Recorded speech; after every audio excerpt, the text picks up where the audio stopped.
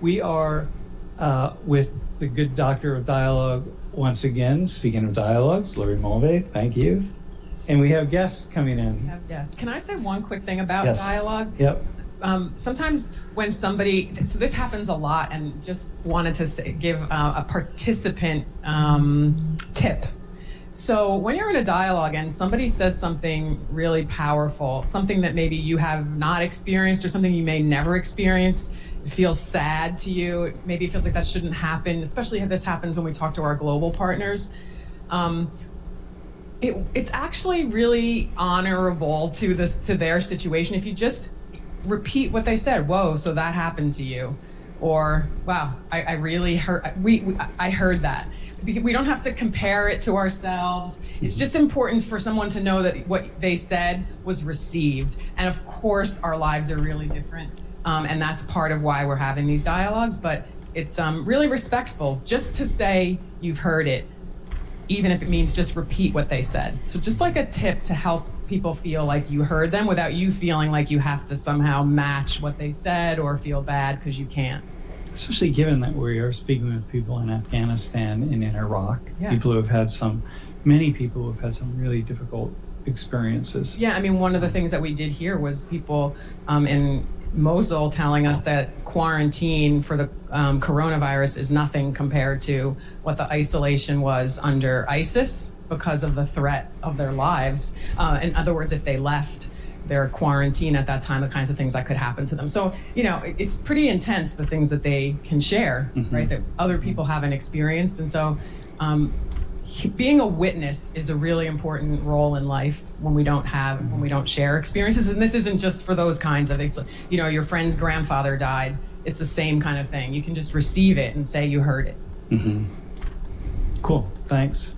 Do you want to introduce our guest? Jeff, you can bring on our guest for our report from the field, all the way from Germany. Erlangen, Germany. We should both do it. Okay, well, you did. So these are two dear friends, Mark and Suzanne Stemler, doctors, Dr. Mark Stemler and Dr. Suzanne Stemler. Both received their PhDs here at Penn State many years ago. And Lori and I are lucky, we've lived our lives in ways to make these connections with people all around the world. And so these are two dear friends that go back over 30 years. But we all moved to State College at the same time. So this is slightly different because they also are Penn Staters who lived in State College for a long time. So welcome. Yeah. Hi, everybody. It's good to be with you.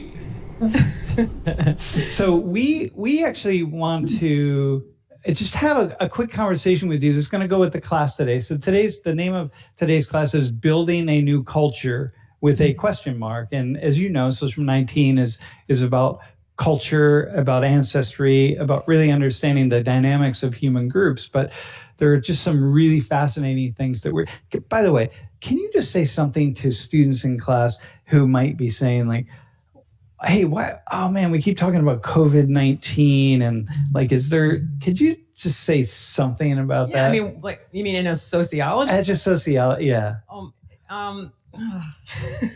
So a planetary crisis, which is what this is, regardless of how serious or not serious you're taking it, it is clearly something that the entire planet is addressing. And to see cultures from all over the world of all different types, with all different value systems, religious beliefs, wealth and lack of wealth, et cetera, all responding to the same thing at the same time. This is like pure sociology. It's dynamic sociology, and it is fundamentally based on race and culture. Some of the things that we're going to watch be built right now, and some of the things we're going to watch be broken.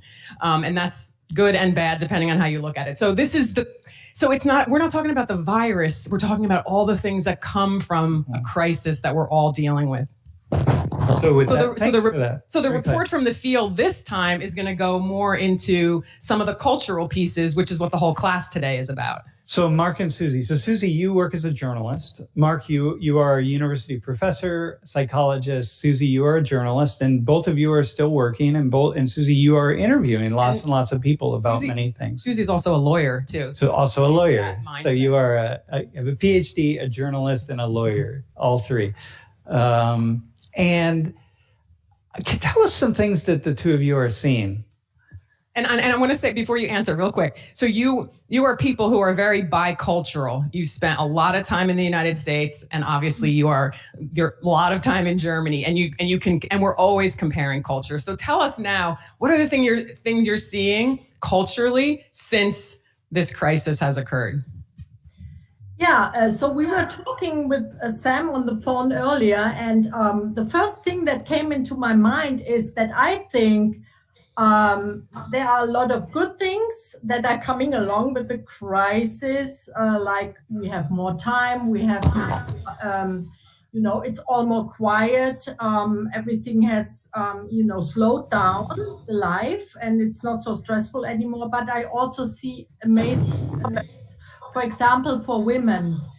If we are talking about culture, what I'm observing and what I've heard from friends and from numerous talks with people is that the women are kind of having the role that they used to have in the 1950s, because all of a sudden they are at home with their children. The children have no school, they are not in daycare, so the mothers are with the children at home. The cleaning personnel is not coming in wealthier families, so the women have to clean, they have to cook. Usually the men, even if they do home office, the women do the womanly stuff, take care of the kids, homeschooling, teaching, cleaning, cooking. And I feel, and a lot of women are very frustrated because they say, when is this stopping? When can my children go back to daycare, for example? And they're really frustrated and say they are not used to that. They want their own lives back. They want their freedom back, and they really hate it. So you, the two of you are mostly seeing, though, that it's women who are taking up the roles with children, and that they had that other people were doing. Yeah. So what are men saying about that? Susie, you're saying women are saying like, this is frustrating, et cetera. But what are you hearing from men? Yeah, Mark, what are you hearing? What do you? We are not doing homeschooling. Our son is grown up and living far away. We try to do what we've done all the time. We do our, we share our household shares and everything. But Susie is right. So I have, in my staff, I have young mothers with at least 2 children, and they have husbands with good jobs, and they stay at home, and they fall back to the traditional role stereotypes. Yeah. So you're seeing, in a household, we're seeing actually a regression, right? We're seeing it go backwards, but we were talking. Everybody would call that a regression. Not everyone would Just call saying. it. No, and there were some ministers here, really conservative Christian people here who are saying, this is God's way of getting women back into the kitchen, kind of thing, Okay, but they don't. Okay, but not everyone has to follow that profile in order to think that maybe we should be living these out. I'm just saying this is what's interesting about culture. No, it's just fascinating, right? But are men saying anything about this, or is it just women who are talking about this shift? Well, I never heard any men complaining because they take advantage of it. It's very easy going for them. Yeah. Yeah. Okay. So. I hear women complaining. I hear women complaining that the husbands take it for granted that the women go back to those rules, and they actually expect it. They say, I have really a very stressful job, and of course the women do too. But sometimes the women just work half time, and then they say, okay, so you can do it. because I am having the full-time job and I'm the main breadwinner, so I need this, So which is really cool. We're going to talk about this maybe later, but this helps us to see like what are some of the roots of culture. Yeah, So exactly. how is it that it happens like that? But we were talking about, so this is backwards, but you similar to the United States, Germany we have the idea that Germany is really advanced technologically speaking. We were talking last week with some colleagues from Korea, but Germany has not brought technology into schools and churches and so on, right? So we were saying earlier that, like, in some ways, you've kind of gone from the 18th century to the 21st century, like churches and even some schools, right? Or just in what even. ways? So could you say more about that? Like what you're.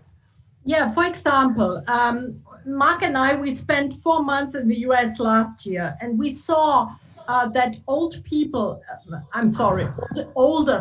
because we are not the youngest anymore either, they are also used to using a tablet. They are all into, e-paper, e-reading and all of that stuff. And in Germany, I would say that most elderly people are not in the digital world yet. So they have the print newspaper, they read printed books. And these people who are not so much into technology, for example, a lot of people in the nursing homes are very, widows and old men without women. They are at home and they are not allowed to have visitors right now. And so they are very lonesome, very lonely, and they are totally isolated. And all of the older people who are into the technology, maybe because they have grandkids that help them to hook up the computer or anything, they are in advantage. But there are lots and lots and lots of people. Today I talked to a minister because I was doing a story on the churches and how they cope with with the churches being closed.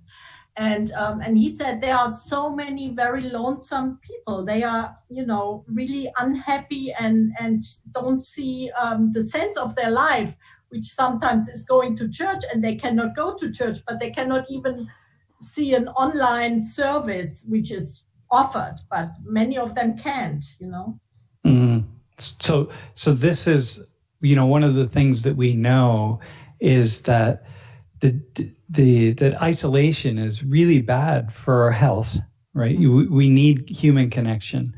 And so we know that in ways that we don't even readily see, right?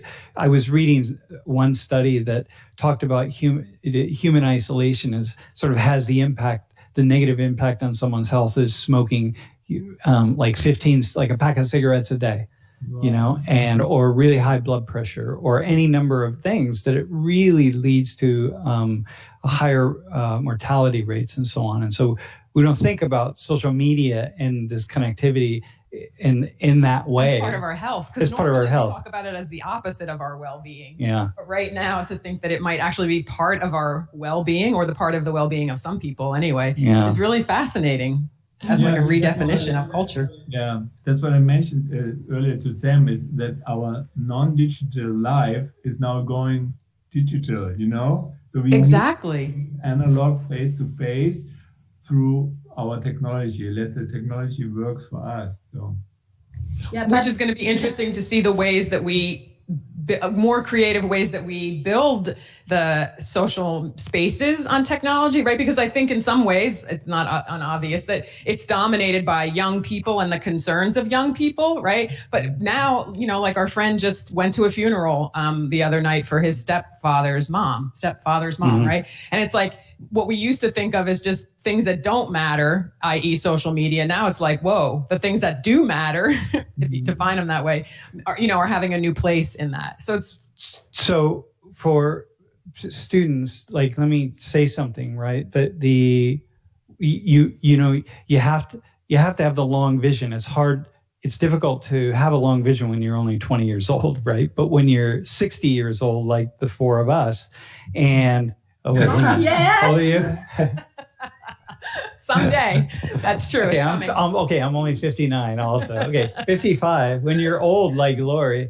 And so, but you see the profound impact of like certain moments in history. And so what we're actually living through now could be a way that in which, the internet and internet culture and social media just takes us to an entirely new place, a way of understanding and a way of being in the world that we don't really see right now when we're in it. But so listen, I think we should move on. And Mark and Susie, thanks for joining us. And how, just really quickly, just like 20 seconds.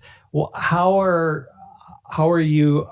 Are you all locked down in your houses in Germany? If you don't leave your houses, what's the impact? Does it matter? Do you get in trouble? No, we are allowed to leave our house to go shopping. I mean, just for food and drinks, and to go to a doctor. And we can ride the bike, and we can walk in the woods, in the forest. We can do all kinds of leisure time outdoors, but we must not meet friends. We must not have parties. And that is kind of hard, but we can all do that via FaceTime or WhatsApp or Zoom or whatever. So yeah, got it. It's not such a big problem, Yeah. It's a lockdown. It's sort of a stay safe and shelter, Yeah. Okay. Yeah. More of how it is here, or at least in certain places here.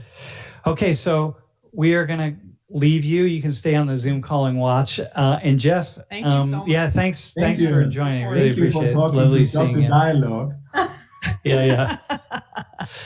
Hey, we're doing a case study today, and we have 3 students from class who have volunteered. We were going to do this a couple weeks ago. So Jeff, you can bring all 3 on when we are ready. What are you going to tell us about? It is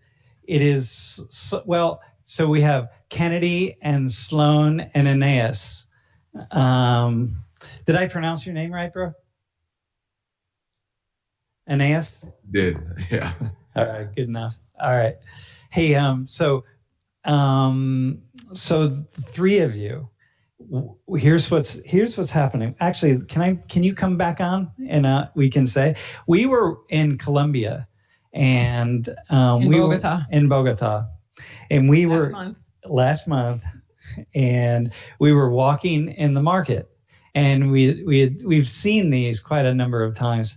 What is inside your envelope? You should say about the envelopes to everybody. Yeah, do you have? Right? Yeah, so I sent envelopes to the 3 of you. We're gonna have you open them in a second, but we were walking through the marketplace, and I just had this moment. I said, "Oh, I got to bring these back. I got to bring this back to Social 19 because it says so much. We can do an exercise about understanding culture." And I thought this was not a good idea. Yeah, because Lori never. I didn't think it was a bad idea. I thought it was, just so you all now I see all your faces, so I can say to you, I didn't think it was a bad idea, but I don't know. I don't know if I would. You're going to put you on the spot. I wouldn't have trusted him myself. Yeah. Okay. Yeah, I wouldn't trust me either. But why don't you just open the envelope? Oh, wait, what are you thinking about what's in the envelopes? Do you have any idea?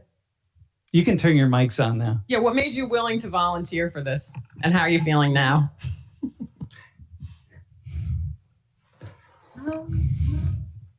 I mean, it just sounded interesting. I guess kind of the fact that we didn't know what you were going to send us kind of was intriguing, at least for me. What did he tell you? Because I don't even know. He said, send him your address and he would mail something out.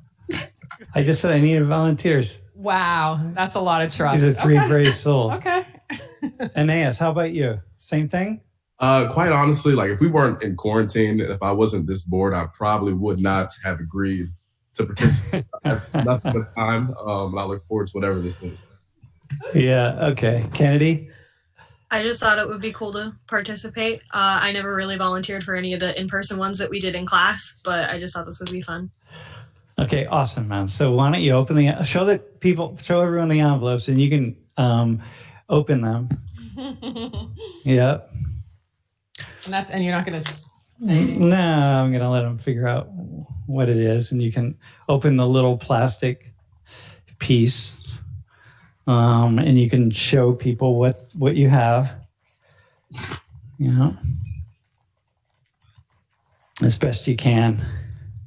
It's awesome. I love this. This is like, you know, can you grab the little packet? Yeah. Yeah. All right. So can you hold it up to hold it? All right. Oh. Awesome. What is all right. that? Do you know what it is? No. Okay, Jeff. Wait, and Anais, you're muted, I think. Was it some type of bean or seed before it got all smushed up there? No. Yeah, close. Maybe. Looks like You'll wish it was a bean. You know what it is? They're hormigas. Yeah, maybe you should just show it up on the vid. We also have this on a slide. The hormigas colonas. You know what hormigas are? It's ants. And colonas means it's a way of saying big ass, and they are big ass ants. Those are insects. And we bought them from this woman who was holding a sign that said both that in both the Spanish and English. It said big ass ants, literally in English. And people eat them, and you're going to eat them. Yeah, so this is a snack. Oh, This is no. a snack, man. Yeah. Yeah, it's really common to eat these. So go for it. They're you very gonna eat them tasty, too? actually. No. Yeah, I'm going to eat one. Okay. Yeah, so are you, my friend. If I had known, I'd See, give them I up. wish you hadn't told us what it was. I wish you would have just told us to try it first. Yeah, I don't think I can do it. yeah. That's interesting right there. That point is quite interesting. Yeah, look at this one right here. So it doesn't This look is like an super- ant right now. Oh my god. It kind of looks like a bug though. Oh yeah, they are ants, my friends. They. You know why it doesn't look like an ant? Why? Because they're big ass ants. What are you That's doing? why. It's not an ant. You're not gonna eat that? Oh no, I did not agree to this. All right, But you did. I did. All right, Mom. So I haven't eaten one yet. I was gonna eat it with you. So Wow, that's really an ant. that really is an ant. That's a big ass ant. So anyway, they're quite tasty. We gotta go. We gotta all three eat them at once because No. this is what we do in Social 19. Watch this. Hang on. Ooh, the crunchiness. Oh, The crunchy. They taste good. They're really good. What do they taste like? No, you gotta taste one. They're very tasty. I don't want I just eat like Yeah, a they're very small tasty. piece of it. Like I don't. No, the whole thing. No, you gotta eat them all at once. Actually, you want to really taste it. Yeah, I would. Can you explain to the rest of the class what it tastes like? I mean, maybe one of you all slow. No, yeah. Sloan, eat them all at once. Oh no. Yeah. Aeneas, where are you going? To the bathroom? You got to throw up or something? I'm grabbing the water before I take this. Oh, they're really good. What Oh, do I they don't think I taste can like? They taste like Wait, did anybody try it yet? Who could Hold on. describe it? this is like the biggest whole piece I have. I mean, I'm willing to try it. Okay, go ahead. Kennedy. Yeah. She's Oh, it's brave. very crunchy. Yeah, it's very crunchy. Aeneas, what you need to do is just put them all in your hand and put them all in at once Okay. because yours got That's a lot. squished a little bit. It tastes kind of They're actually smoky, Really good. It's very smoky. Ah, okay. Yeah. like salty. It's not bad. Yeah. And here's the thing. Sloan, did you eat one yet? I'm trying to get myself to. Oh, come Fair. on. That's fair. All right. I feel If you don't think about it in Alright. the sense that it's a bug, it's really not that bad. It's kind of just crispy Yeah, and exactly. smoky. I'm It's a digging little it. like salty. It's not bad. They keep falling And apart. did you eat them all, my friend? Put them all in your hand. he And looks just do annoyed. that. Come on. Wait, Aeneas, this guy, you play on the football team, am I right? I do play on the football team. And when you go out on the field, you're not afraid of getting your head knocked off, but you're afraid of a few little big ass ants. Like, what's up with that? Yeah. Come on, man. Man up, my friend. Right. Woman up.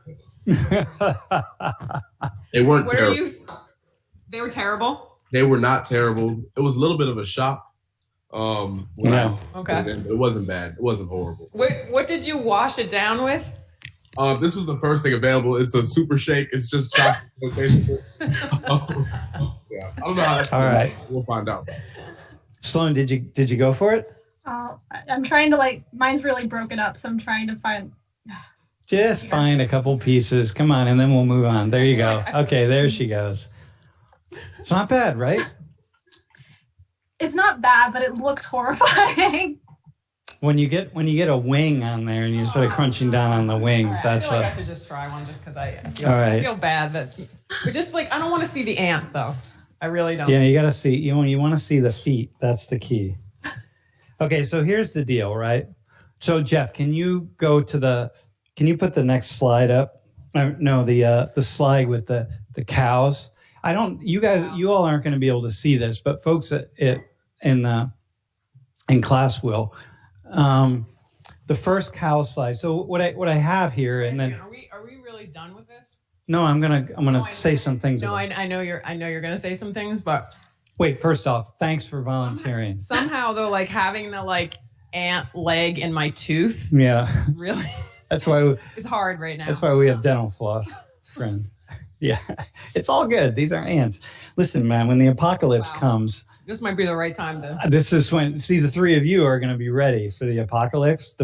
You know what I mean? Because you're going to eat anything, so it doesn't really matter. So here's a thought. What I'm thinking about is always when I'm traveling, when I'm different places, and I'm always kind of trying different foods and different things, right? And then just engaging in different customs, but in particular food. I always try to put the mirror back on my own culture to see the things in my own culture that really are kind of odd and don't make a lot of sense. And so one of the things that I came upon really a long time ago was drinking milk, which is from cows, which is widespread in our culture. But it's the drink for baby cows.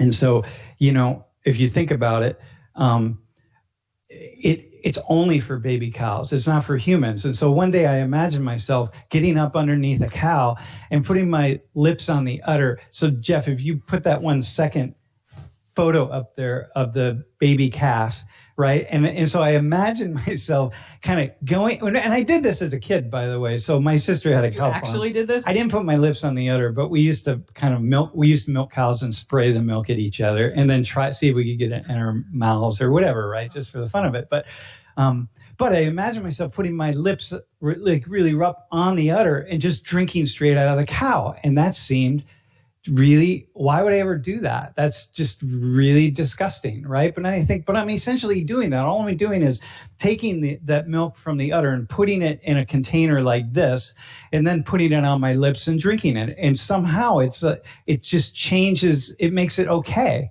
But why does that make it okay? I'm drinking the drink of a baby cow, right? I wouldn't go up. But we as sociologists would ask, is that what makes it okay? Or is it the collusion of an entire culture and system of normalcy, what is normal, that makes it okay? That is what it is, because my friends, had you grown up going to the marketplace, going to the flea market or any market in Colombia and buying a little packet of big ass ants that are really quite tasty, the three of you would easily just open them up and eat them because you would have grown up with that. And I wouldn't be just feeling a little bit unsettled every time I feel something in my tooth right now. And same, I think I have a wing actually in mine. Or every time someone offered you milk or cheese or ice cream. Eggs from a chicken. Come on, man. You know where eggs come out of? They come out of a chicken. It's not only that, they're about to be new chickens. They're about to be new. That little yellow yolk in there could easily have been fertilized and been a little chick, but you caught it and ate it before it became a chick, right? So it's what? So this is this idea. Once I kind of saw that with milk, and then I think, well, why cow's milk? Because a cow is a mammal and we take cow's milk. What about horse milk? If But if I said, here, drink some horse milk, here's some ice cream made out of horse milk, you would be repulsed by it probably, or dog milk. Now, mind you, part of the reason we have cow's milk is we can get lots of milk out of a cow, but whereas it's really hard to get milk out of a dog as it is, out of a goat or so on. But let's say you're going to drink dog's milk, and most of you wouldn't drink dog's milk, or what's another mammal? Whale milk, right? Whales are mammals, right? Mm-hmm. So it's like Possum, groundhog, squirrel, groundhog, like a little tiny quarter tablespoon of squirrel milk. Nobody would do it, right? But cow's milk, even if it was pasteurized, right? But do you have any thoughts on that, or what are your thoughts?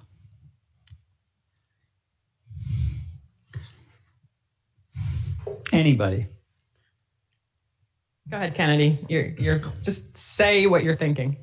No, I just I mean, I'm a food science major, so the discussion about milk is a common thing for me, I guess, from multiple standpoints. But I have friends that don't drink milk because they're like, oh, the cows are treated poorly or whatever, or, they're vegan or they're lactose intolerant. But I mean, I drink milk almost every day.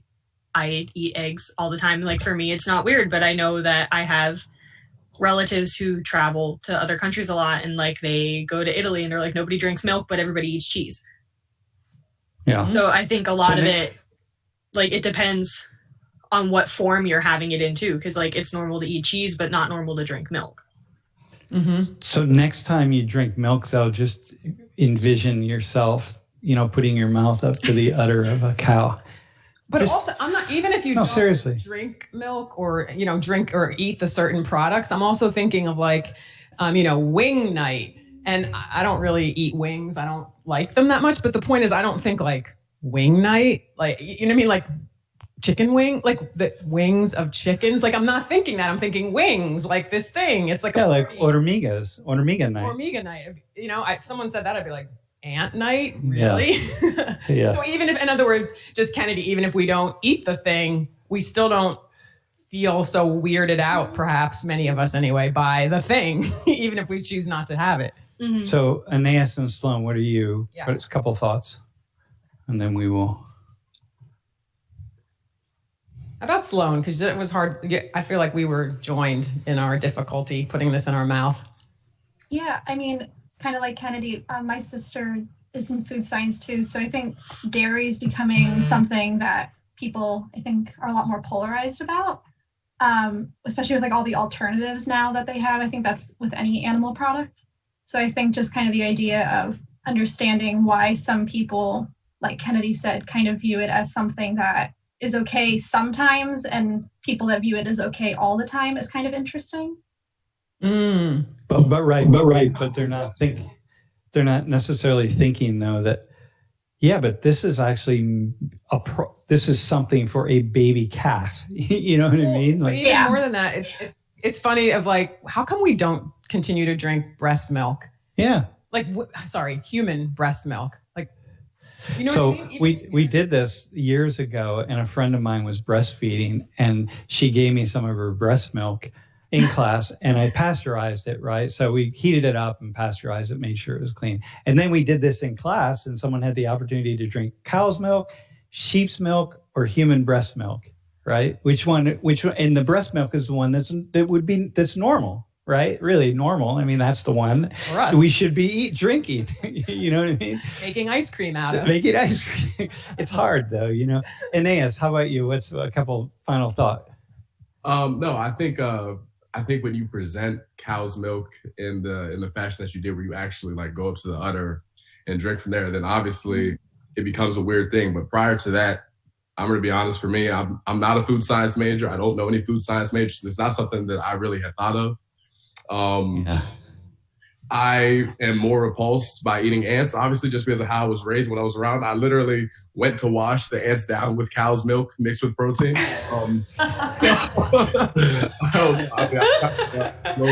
That's beautiful.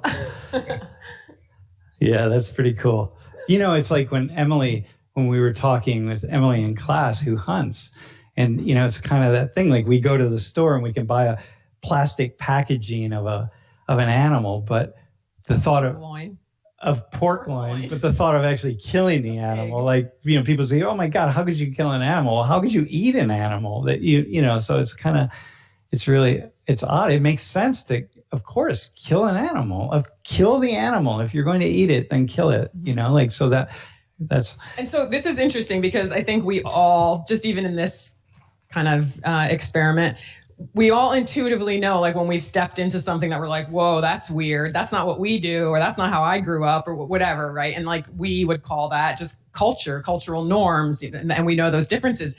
But what is so interesting is now we're in this moment where, if I could say it, we've all around the planet have been given like the same factor, right? With like COVID-19.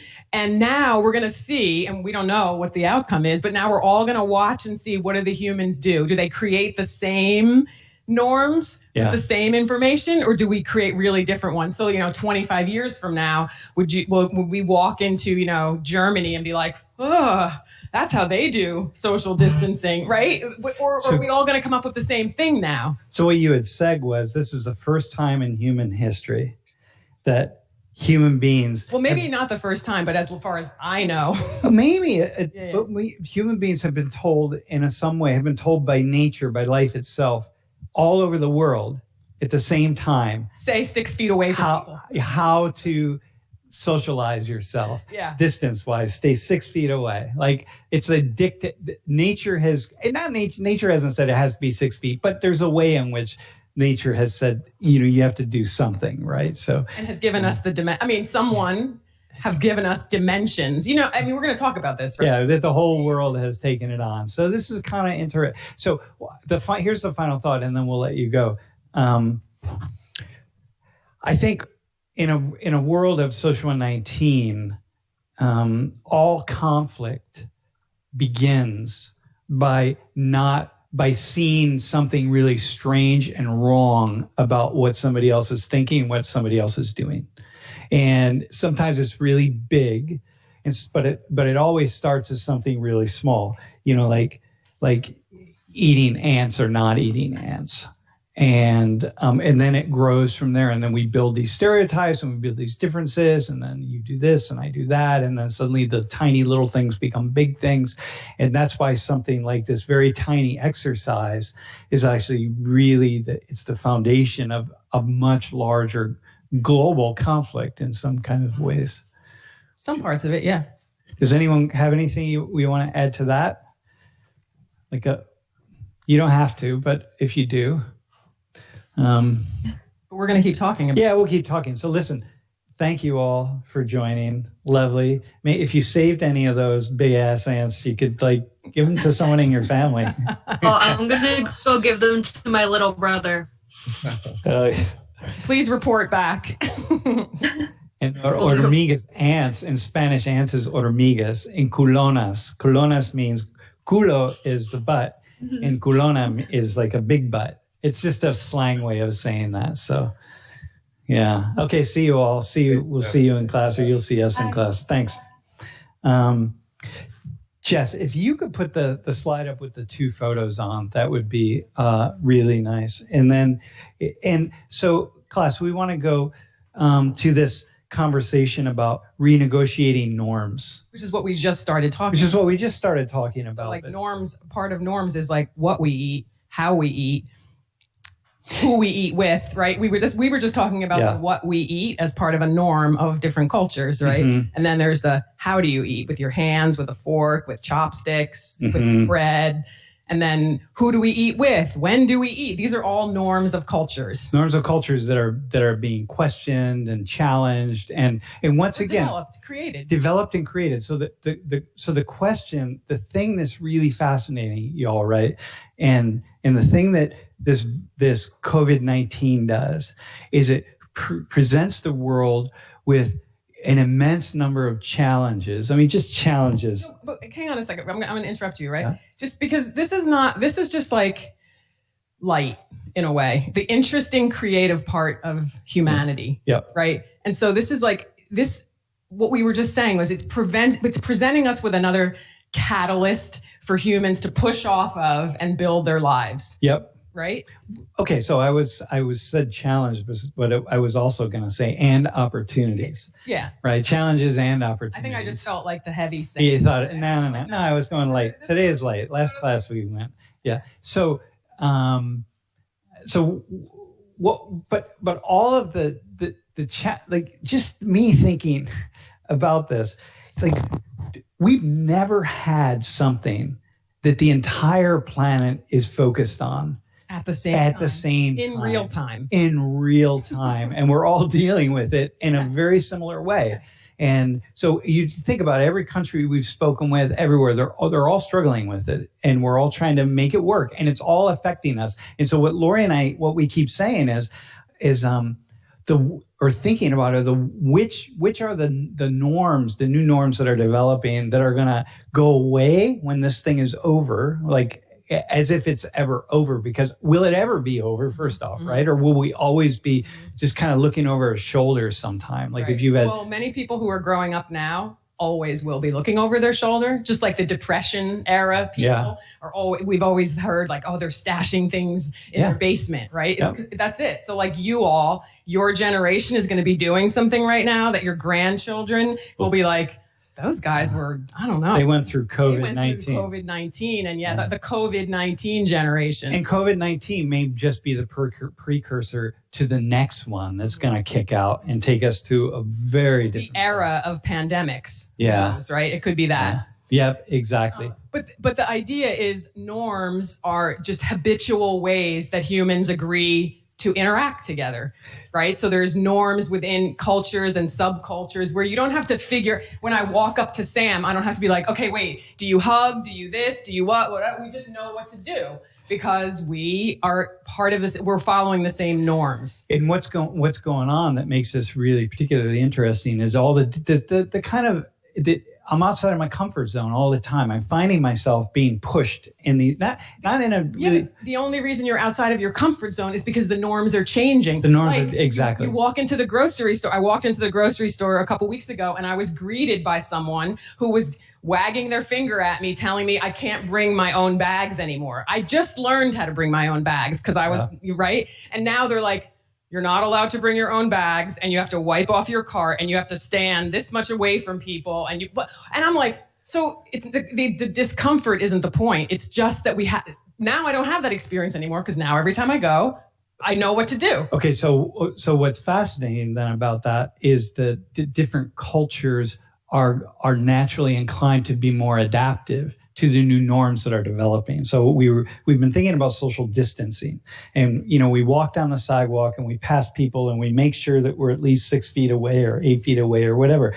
And the discomfort in that, because we're not used to, we don't do that in this culture, right? We pass and there's a certain amount of space that we in this culture, and what I'm talking about is like state college culture, because in the U.S. there are lots and lots of different cultures, people from different parts of the world that develop different cultures, right? But or that bring their cultural norms into play. But just to say about state college, some people say, "Oh, it's such a friendly place," and some people say, "Man, people are so cold in state college," and it just depends on where you came from. Yeah, exactly. What you're bringing, the analysis you're bringing. Mm-hmm. So we're thinking like, whoa, so what's the distancing thing, right? So there are certain countries like in Eastern Europe, right? So what we've experienced, although, oddly enough, well, hang on, like in Romania and in, let's say, Hungary, the average, like if you meet a stranger and you're talking to them, it's about 4.5 meters is the comfort zone. No, 1.5 meters is the comfort zone, right? So that's like 4.5 feet, more or less, right? A little over. So that's this far away. Y'all, like, this is really far. So this is the average in Romania and Hungary. So if you step in the U.S., by the way, so it's about 2.5 feet. So this is where we are in the U.S. And then we can go to in a couple other countries. No, in the U.S. it's probably about 2.5 feet. And in other countries like in Argentina and Peru, it's much, much closer. And also too, like the distinctions of like. Norms being different if it's a man and a woman, whether it's the U.S. or anywhere, or it's a man and a man or a woman and a woman, right? So we have different norms for that too. So the average includes all those different.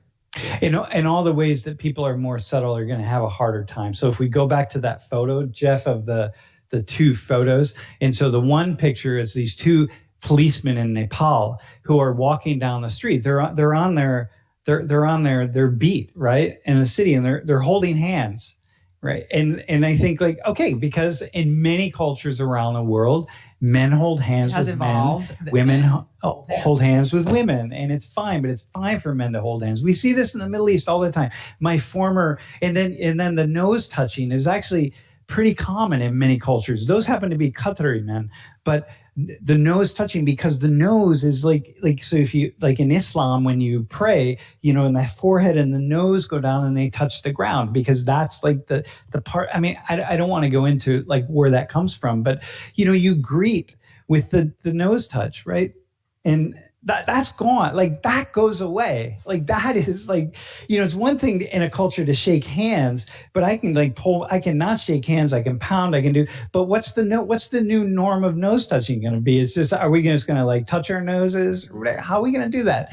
And so some cultures are going to have to adapt to this. And all are adapting. No, we're all adapting, and some are going to be adapting much more than others, right? And it's going to be more and less comfortable. So we were thinking about washing hands. We had the example of our time in Ethiopia, where. But why you're switching to washing hands as an example? Can you just? I think of just like another custom of like, we're really used to washing. Now we're going to get used to washing hands way more often, right? So it is just going to be in the human psyche, in the human consciousness, built into norms. Like Lori in her syllabi, for the past 10 years, you've had a statement from the CDC about staying home when you're sick, right? Which made me look like a complete nut. Yeah, complete lunatic. And now everyone's going to have that in their syllabi. They're going to be copying you, right? You were the forerunner of all the germaphobe. But we were talking about like washing hands and how just the ways in which it's on the human psyche. And we were thinking about in Ethiopia.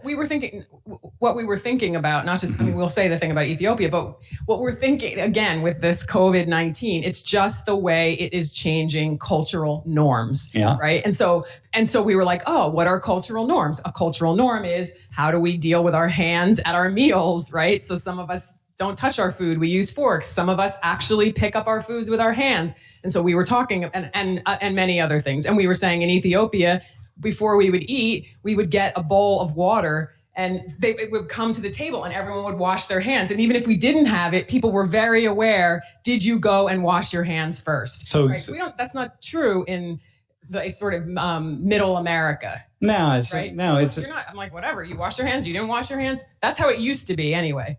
How it used to be. So this is not just Ethiopia. I mean, there are other cultures where people eat with their hands. In the middle, in Arab. I mean, not truly. You're eating with bread in your hands. Yeah, you don't have injera. utensils. Yeah, injera. But in Afghan culture, very similar thing, right? People eat with their hands, and so in Afghan restaurants, we've been to many Afghan restaurants, and everyone we go to, the same kind of thing. Mm-hmm. Ethiopia just stands out because everywhere you go into a restaurant, you go wherever there's a sink, and you're gonna wash your hands. And again, what you were talking about is them like bringing around a bowl with water, and they pour water over your hands, and then you put soap on it, and you right there at the table while someone's just holding this water, which is just then your hands are clean, and it's just a service, right? And so, man, how just things like that, like how will they? If this is making sense to anyone, like to me, this is like utterly so amazing. Yeah, I cannot wait, if it happens, to be able to go somewhere else in the world that would be otherwise I would think, oh, there's so many norms that we don't share, and all of a sudden, like, I don't have to have that moment of discomfort, because we all know how far away we're standing, how we greet, how we wash our hands. Do you kiss on? Right. Lori and I always, when we're in Europe in different places, it's always this thing. Okay, wait, do we kiss on both sides of the cheek? It's like, is it the air kiss like this? Is it men and women do the same thing? Is it 3 times? Is it 2 times? Do you start with the left cheek, the right cheek? And it's always this thing. And like, I don't know. But now we don't have to worry about it, because it won't be happening, at least for another year or so. That's the question. But maybe not. Yeah, for another year, right? But like the sociological question is, will the humans, and I feel like we already know the answer, but will they all come up with the same thing?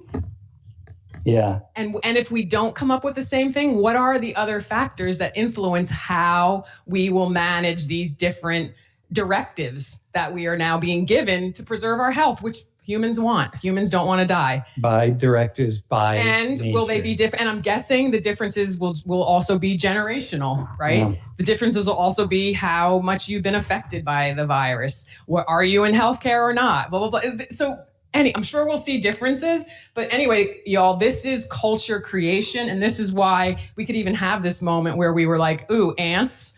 Even though I can think all these things, any of us, we still have the experience. If it's not normal to us, back away.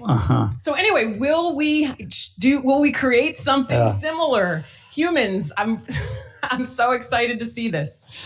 And alongside of the bigness of what we're up against. So the two things go hand in hand. But humans are always up against big things. Yeah, we are. We don't know. I mean, this is just every minute of every day we are vulnerable, we're mortal. It's all that. It's always the case. But some of us are more and less connected to the truth of that, right? Again, not downplaying it, but just saying we're always facing things. Like I'm connected to the fact that I'm still picking bug pieces out of my teeth. I got a piece of a shell right there. Hey, so let's hey, by the way, we have another guest who's coming on in a hot second. And then if you want to add to this, it would be really cool if you had some examples that you either put in the chat or you just want to pop your camera on and jump on, because we're going to have a conversation with our guest for about 10 minutes. And then it would be really, really nice if we just brought a couple people from class onto the screen, and you jump in with questions or comments or thoughts. And I will say, just as like another to stimulate other ideas, because like what we would love to hear are like new cultural norm moments, right? Like I know for me as a person, just I was socialized in a way that when I walk past someone, I speak to them and I don't avoid them. I actually go right toward that. That's just how I was socialized. And now people are just like walking across the street out of my way. And now I walk across the street out of their way. And like, wow, I'm just being re-socialized. I mean, we all are, but I'm saying it's so interesting and also freeing. Yeah. Now I don't have to say hi to anyone. Hey, so anyway, staff at social19.org. Darnisha is checking that. They can send you the Zoom link. It really would be nice to have a couple people jump on. And you don't have to be in the class. If you want to jump on and you're not in the class, that's fine. As long as you're, So, hey, so Jeff, can you bring Kaylin on? Miss K. And Jeff, let us know that he's on for sure. If you could just tell us that. Kaylin, welcome back to. You are on, my friend. We hear you. Kaylin, former World in Conversation facilitator, better known as Kay the Great, to those who know him well. Yeah. Welcome to Social 119. Welcome back to Social 119. Thanks for having me. It's kind of weird having to introduce myself to Social 19. Know my face. Really? Wait, when did you graduate? I forget what year. I graduated in 2014. So the last time I was in Social 19 probably was a semester before that. Wow. Okay. Little while. Wow. So you're a real person now. With bills and small stuff. All right. So listen, you're down in PG County in Maryland, right? Yeah. So I'm Prince George County, Maryland, just outside DC, 10, 15 minutes. And what are you doing down there? What's your life look like? So, after leaving World of Conversation, of course, so now I'm working in telecommunications. I'm a field technician. So for all intents and purposes, I install telephone, internet, and video services in people's homes and small businesses. Some larger ones as well, but mostly residential.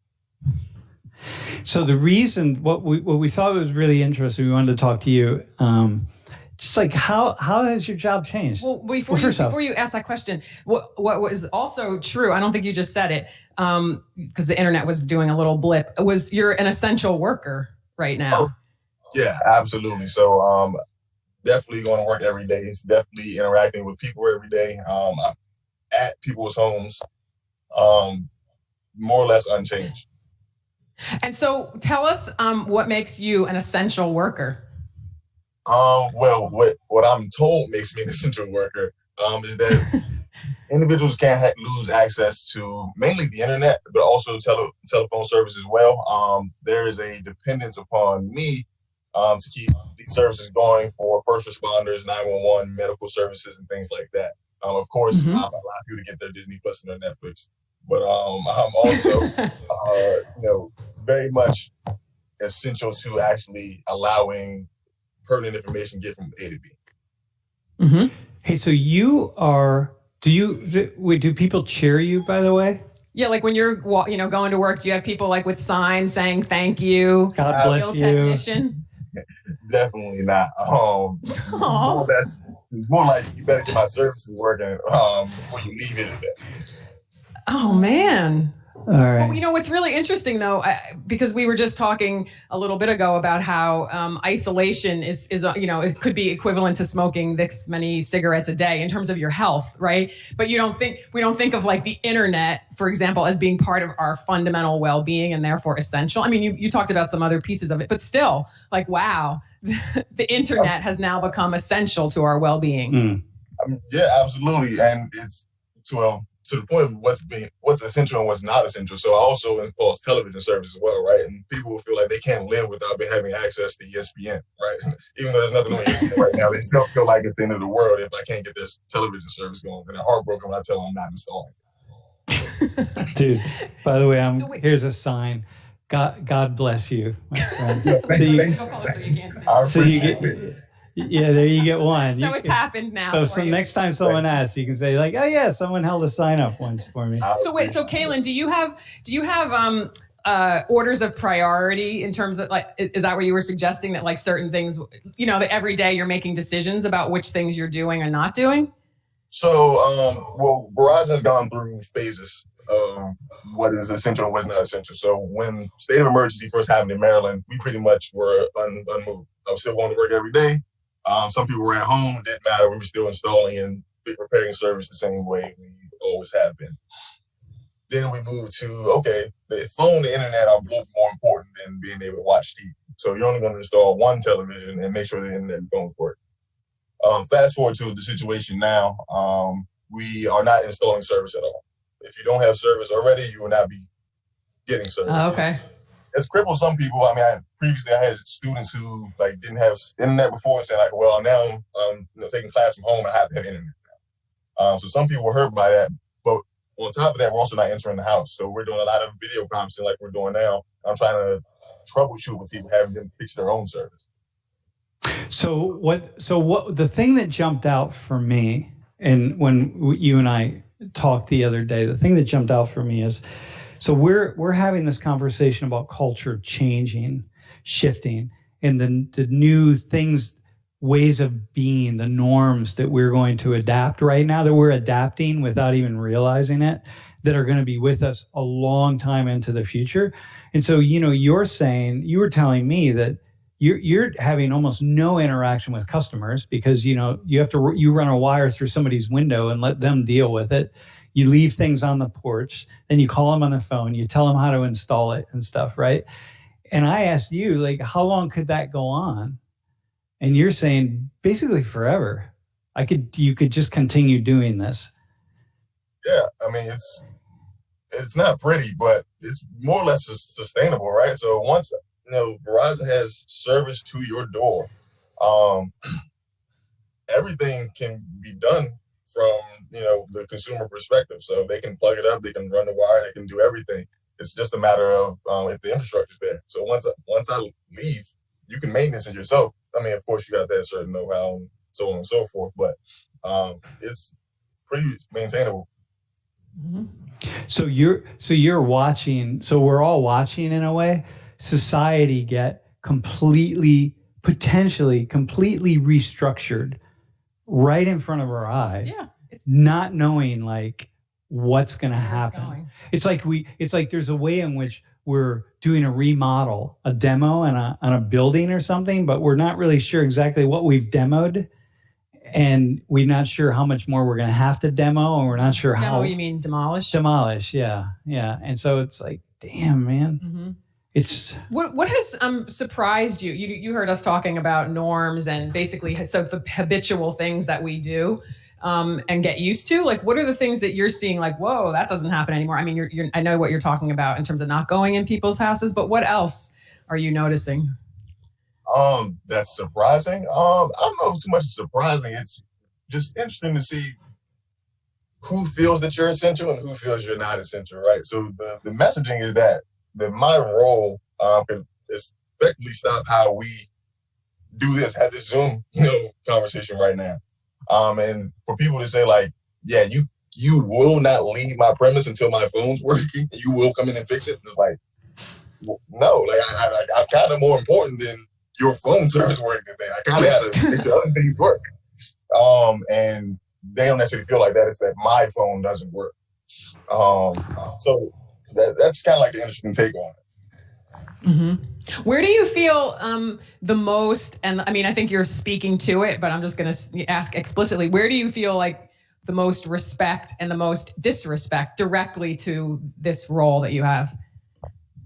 Well, the most respect is when I'm actually successful, right? So typically I have to let you know that, hey, I'm not coming to your house. People are like gasped, like I'm not going to have my internet. Netflix is going to be down for 6 months now.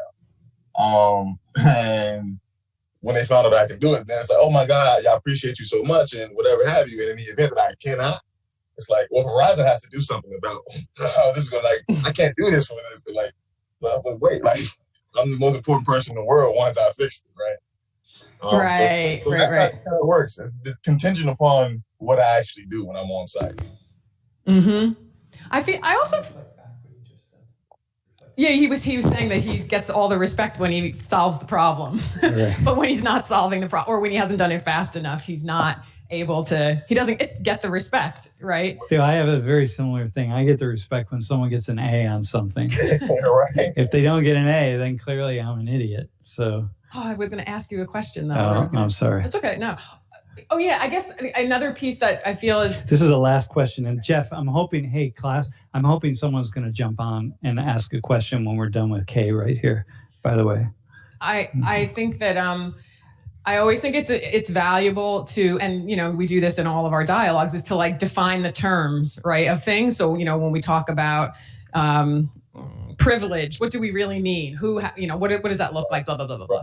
So, and when we talk about essential workers, I'm used to thinking about in these past month or so, healthcare people, right? So so talking to you is just so interesting because it makes me feel like of course, there's so many people who are essential to our system right now. So I guess I would just love to hear you say, like, who else are we missing that we're not thinking about when we're thinking about what's essential right now from what you're seeing as you're out in the world?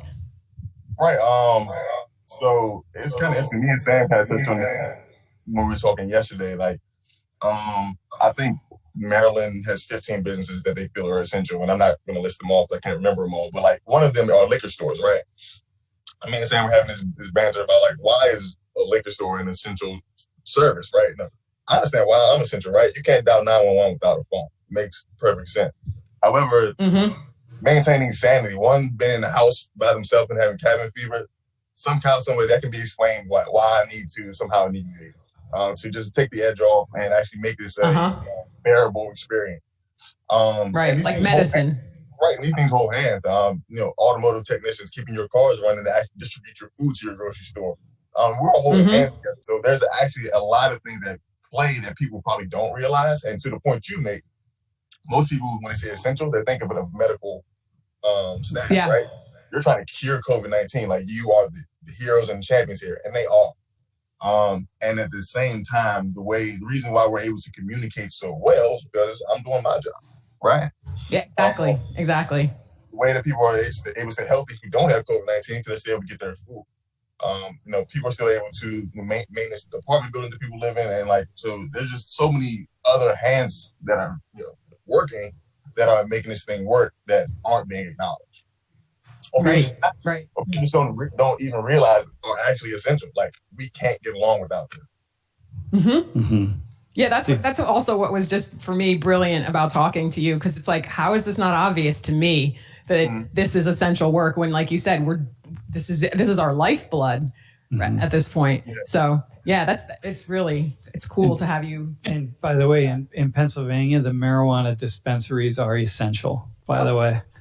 They're open. Yeah. Open for business. Got that. That's essential here too.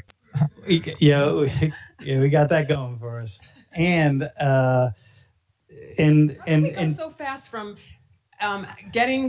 smoking marijuana you go to jail to now it's an essential business that's open during COVID. You know what? In our lifetime, it's an amazing thing to see. It's divine intervention. It can only be divine intervention.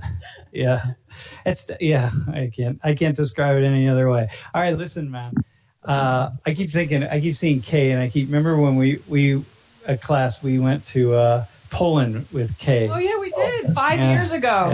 Yeah. I think it was 5. You were the only dude.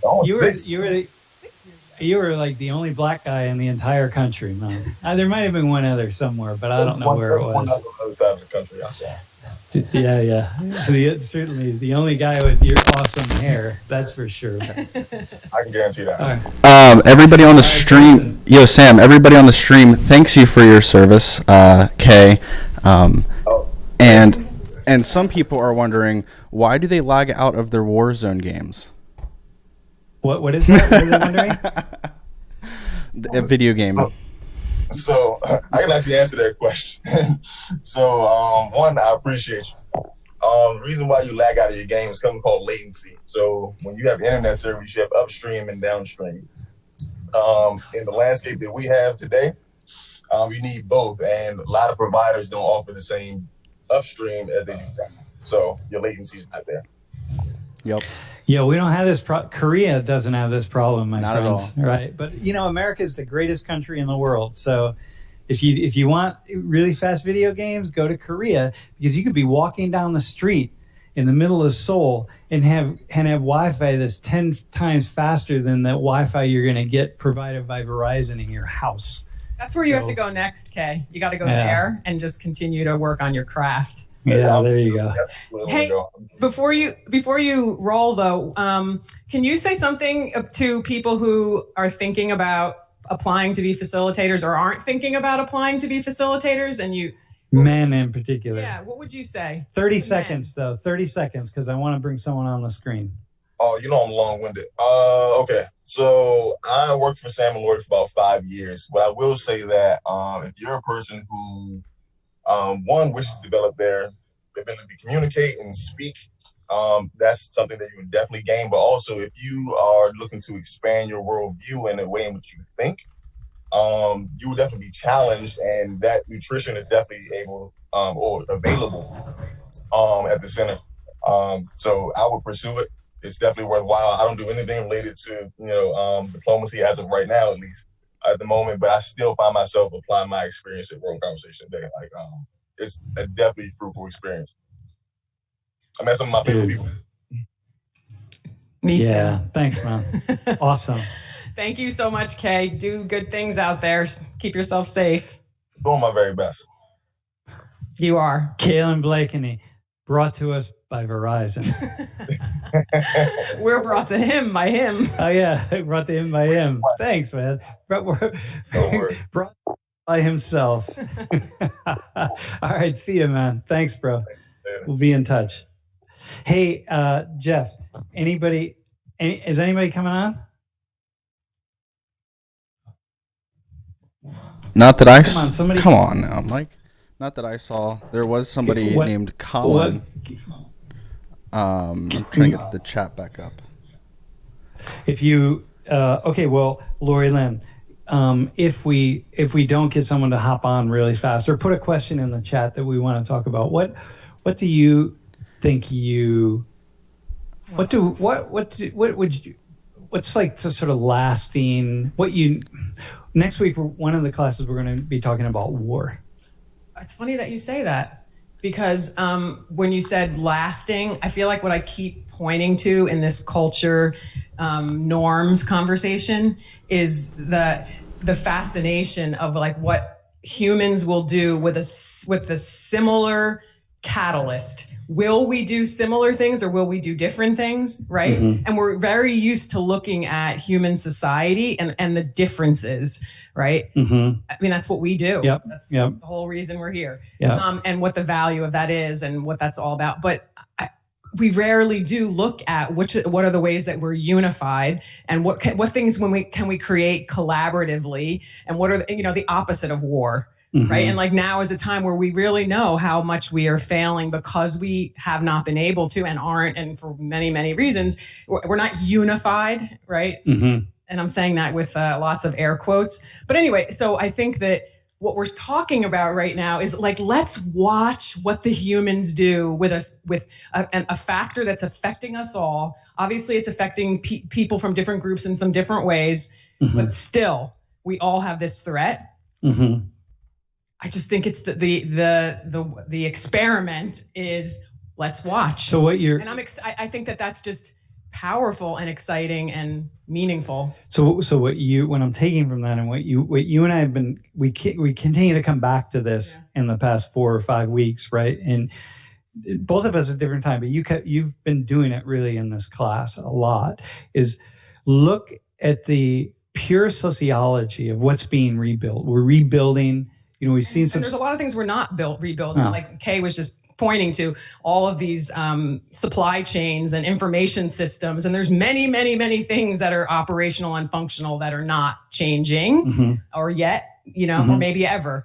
But like, then there's all this other stuff that's like, we've never had to live like this across the planet at mm-hmm. the same time. Mm-hmm. Right. So what's that doing? Which ways will that actually make similar our experiences, and which ways will that continue to divide us? And who will, in other words, all the people that we've spoken to around the world right now, although they've been from very different cultures, I would guess, are all from a similar status class-wise, mm-hmm. for the most part, mm-hmm, mm-hmm. right? And so we have a similar shared experience across the globe, but mm-hmm. we don't have a similar shared experience class-wise mm-hmm. or occupation-wise or mm-hmm. health-wise, right? So like, what are the new alliances and divides? Mm-hmm. So those of you out there who are seeing, maybe that the 2 mile, like when Mark and Susie were talking and they're saying, whoa, it's a really interesting opportunity to go slow and to really, I'm like, yeah, go slow if you can afford to go slow, but you may be just staring at the wall saying, how am I going to pay my bills? How am I going to And like a lot of our students who are graduating and who had jobs and now don't have jobs, those mm-hmm. offers have been When am I going to get a job again? You're going to be competing against even more people who don't have jobs, and mm-hmm. right. So it's like, what are we going to do with this, and where will the alliances and divides be, and will they be in the same places or will they be in different places? Or that, to me, that is like what is so, I don't know, it's sociological. Yeah, that's the sociology of it. Anyway, not anyway. That's we're gonna hold that God bless you sign up. Yeah, we gotta hold that back up for Kay. For all of. Hey, so let me just look at something here really fast. There was actually a comment from a student, Colin, about social norms that he's seen changed because of COVID-19. I believe he's living in State College still, and he said that he noticed that when he's out and about in State College, people seem to be more keen to engage with you, from cashiers at the grocery store to passerbys. Obviously, all of his interactions, though, are from a safe distance, but it's interesting to see how we're kind of connected a little bit more with people we don't know, because we don't get to talk to anybody when we're at home, except for the people that we live with. Yeah, and we don't get to talk to people, so you see some of that human need for connection. And also, we're all sharing an experience, right? Normally, we're like, oh, this is what I'm experiencing, but I don't know what they're experiencing. But right now, there's one thing that we're all experiencing. And so it's like, oh, we have a common thing already, sort of like the weather, that we sort of like think, oh, that's superficial. But really, if we're all in a snowstorm, we're all experiencing it. So it's something we can connect on. Mm-hmm. So yeah, it's just an interesting mix of things that's leading to those different moments. Okay. Thank you. Thank you, Lori, Colin, Jeff, Kay, Mark, and Susie. Kennedy, Sloan, and Aeneas.